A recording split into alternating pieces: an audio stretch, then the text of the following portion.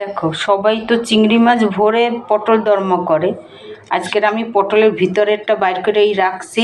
একটা ডিম সেদ্ধ করে ঘষে নিয়েছি আর পেঁয়াজ কেটে নিয়েছি, ধনেপাতা, কাঁচা লঙ্কা। এবারে আমি এটাকে ভেজে ভিতরে ভরে ডিম পটলের দর্ম বানাবো। দেখো তেল গরম হয়েছে, একটু জিরা ফোড়ন দিলাম, তারপরে এই দেখো পেঁয়াজ ভেজে নেব। দেখো এই যে ভাজা ভাজা হয়েছে, একটু হলুদ দিলাম আর স্বাদ মতন একটু নুন দিলাম। এই দেখো এটাকে আবার একটু ভেজে নেব।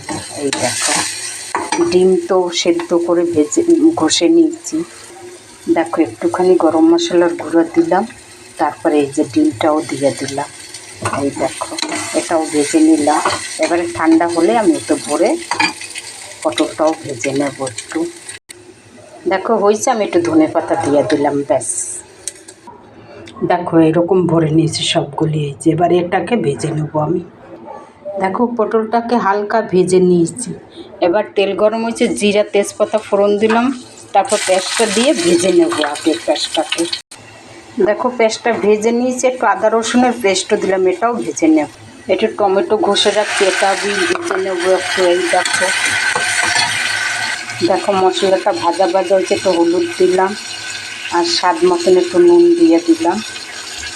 দেখো স্বাদটা ভালো আসার জন্য একটু চিনি দিয়ে দিলাম, একটু গরম মশলার গুঁড়ো আমি দিয়ে দিলাম।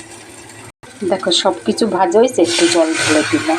ফুটে উঠলে পটলটা দিয়ে দেবো। দেখো আমার পটলের দর্মা হয়ে গেছে, ডিম পটলের দর্মা এটাই। দেখো হয়ে গেছে, নামাই দেবো এবার। দেখো আমার হয়ে গেছে, তোমরা একবার এইটা খেয়ে দেখবে এই রেসিপিটা।